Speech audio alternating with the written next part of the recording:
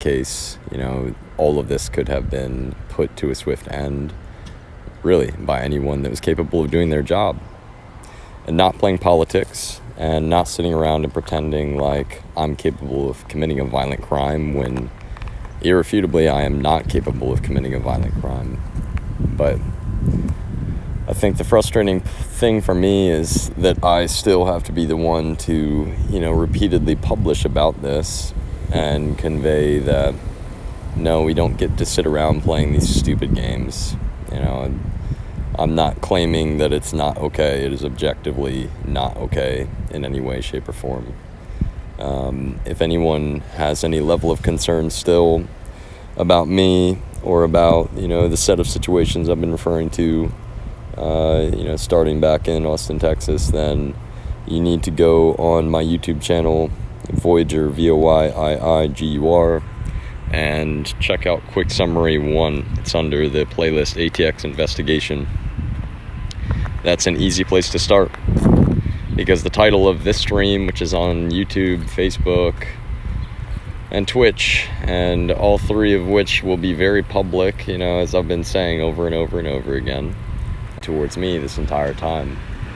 So for us to sit around and pretend like that is not the case, it's not just criminal, it's not just a waste of tax dollars. It means pushing real violent criminals back out into the community of Texas and beyond. And so again, that's kind of my point. I have an obligation as a U.S. citizen who has done the right thing this entire time, despite the relentless amount of felony crime, sit around and play politics, quite frankly, than just regard the plain, simple, objective truth about who I am as a human being, which they've known the entire time. And that's not up for debate or discussion in any way. So let me put it this way. What happened in Texas, what is, quote, arson or not, that's actually true. But what I have said from the beginning is that I turned right out of my side of the apartment complex, and I drove around the block, and I came back, and there were fire trucks lining the street. And some firefighter in the Austin Fire Department looked at me with the most, evil, angry glare on the face of the planet, shaking his head. And that's basically it from my side. It can actually be put that simply. That's exactly what I'm covering in Quick Summary 1 on my YouTube channel. So again, if anyone out there is like, no, you can't just say that. Like, no, yes, I can just say exactly what I'm going to continue saying publicly, which is that I am irrefutably innocent. I have always been irrefutably innocent. This is not up for debate. This is not up for argument. If I have to sit all of you down, fictionalized reality, and I bring up the term shared psychotic disorder because that's exactly what it's called. It is a shared psychotic disorder. There is nothing else to call that. So when push comes to shove, I just need to emphasize that, look, this organization, the family, the amount of power that they have in this country is beyond unacceptable.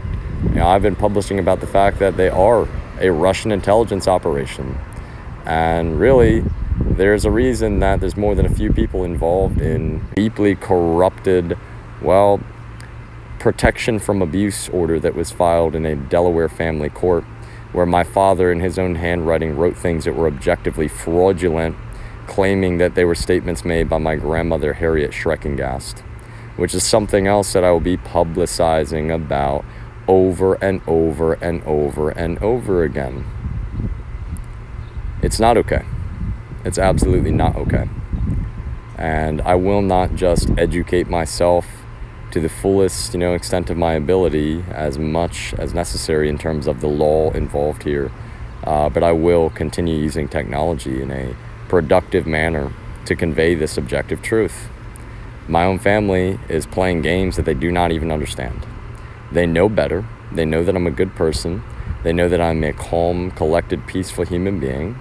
And to be honest with you, for any of them to remain in defense of Texas law enforcement in this case, with the amount of public corruption which has been repeatedly exerted and, put down on the permanent public record here, it really is. It's not just a deep and, moral, ethical failing on their part. It is indicative of, in a way, it's sort of a barometer of the state of our politics in this country right now, that we are not able to just regard plain, irrefutable, objective truths when faced with those objective truths over and over and over again.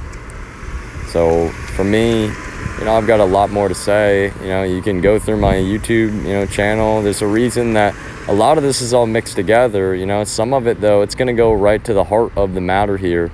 And that's kind of the point, y'all. Like I said just a minute ago, I believe in grabbing the bull by the horns. And that's exactly what this is. All right. This recording is not going anywhere. It's going to stay up, up, up. And again, it's like, wow. I'll be frank with you, if you at this point are remaining under any belief that I'm even capable of committing a violent crime, it means you're a terrible person. It means you're a terrible human being. It's not funny. That's kind of my point. It's like it's actually not funny at all. It means that you are that deeply corrupted. That deeply corrupted. You're not just playing politics. I need to emphasize. I'm going to go back inside and read some books for a while, and I'm going to do the best that I can to move on with my life and move on from my abusive family with whom